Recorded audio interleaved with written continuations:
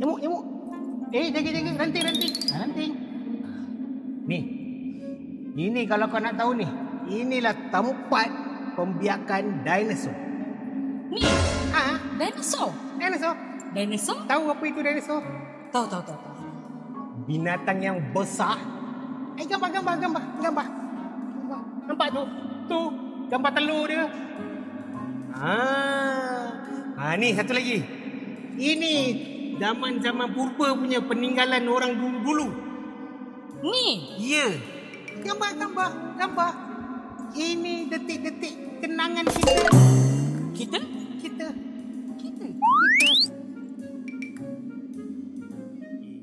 cari barang-barang ataupun peninggalan yang ditinggalkan pada orang-orang dulu. Itu dia. Saya dah jumpa. Tulisan peninggalan zaman purba. Kita tengok. Apa dia tulis ni, Prof?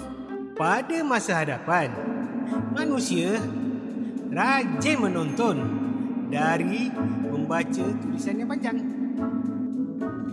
Macam mana Prof tahu tulisan yang panjang?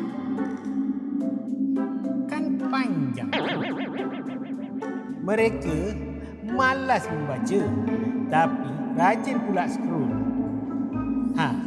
Tulisan yang bergulung-gulung ni maksud dia scroll. Dia tahu pasal kita lah. Rasa, Prof. Zaman itu, ilmu tu datang 15 saat saja. Tapi bila swipe sekali, terus lupa. Mereka tak ada wifi, tapi rajin menulis dan membaca. Dan mereka juga tinggalkan kita ilmu. Kita kena mulakan sesuatu untuk mempertahankan tamadun yang gemilang.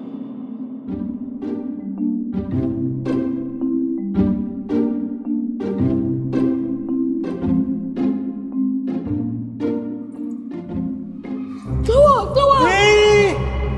Ui! Prof! Tu apa, Prof? Lari!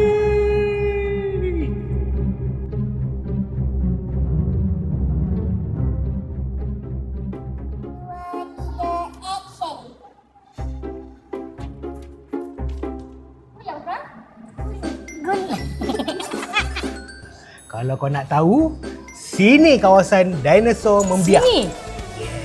Tahu dinosaur?